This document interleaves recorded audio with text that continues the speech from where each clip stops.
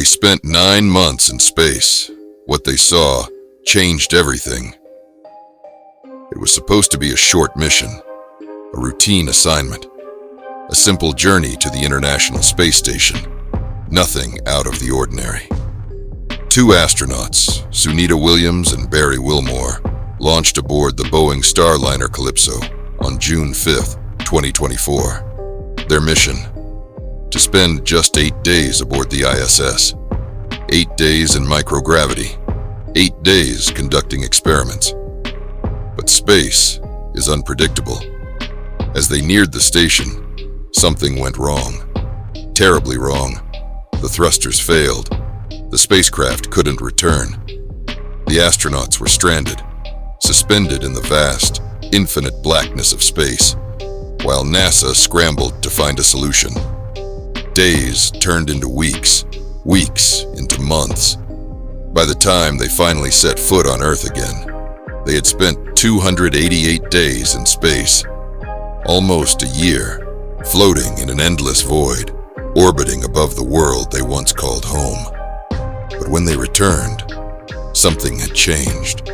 They were no longer the same people who had left, and when they spoke about what they had seen, the world listened in silence. We saw something that made us question everything. I saw the power of God in space. From Earth, we look up at the sky and see tiny stars, distant and unreachable. But from space, it's different. From space, Earth is small. Just a fragile, glowing sphere, floating in an ocean of endless blackness. No borders, no divisions, no noise, just silence.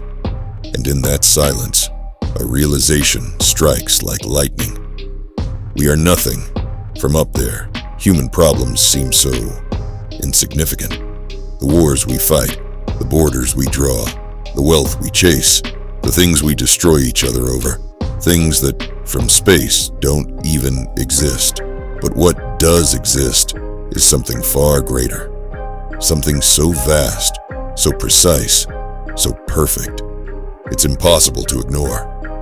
Indeed, in the creation of the heavens and the earth, and the alternation of the night and the day, are signs for those of understanding. Surah Al-Imran 3:190. For the first time, they saw it with their own eyes. The universe is not chaos. It is designed. Every star, every planet, every law of physics, so perfectly aligned that even the slightest change would make life impossible. In the vast emptiness of space, they felt something greater than themselves, something powerful, something beyond human comprehension. Call it energy, call it a force. But deep down, they knew. It was God. Signs of the Creator are everywhere. Space is not just emptiness. It is a masterpiece, a carefully woven tapestry of galaxies, planets, and light. From space, Earth is fragile. A thin layer of atmosphere is the only thing protecting life from the cold, merciless vacuum of space. And yet, against all odds, it remains perfectly intact, sustaining billions of creatures, each with a purpose. Everything in the universe has been placed exactly where it needs to be. The moon, perfectly positioned to control tides. The sun, at the exact distance needed to sustain life.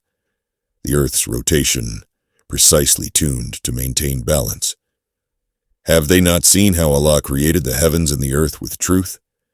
If He wills, He can do away with you and bring forth a new creation. Surah Ibrahim 14:19. This is not an accident. The longer they looked into space, the clearer it became. There is no such thing as coincidence.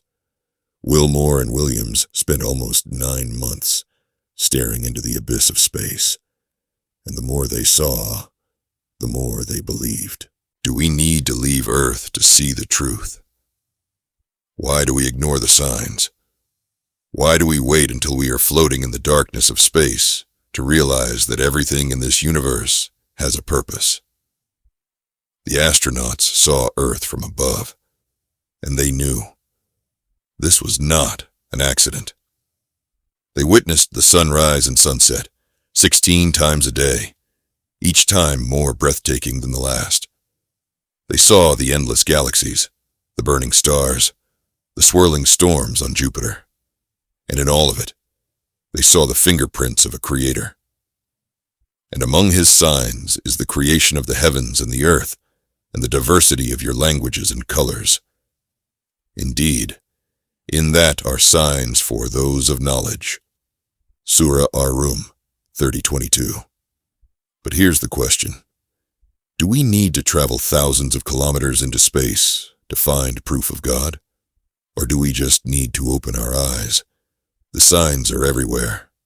In the sky, in the ocean, in the way our hearts beat, in the way our lungs breathe, without us even thinking about it.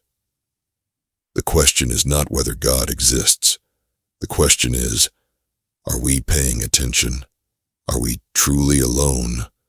Or has someone been watching us all along?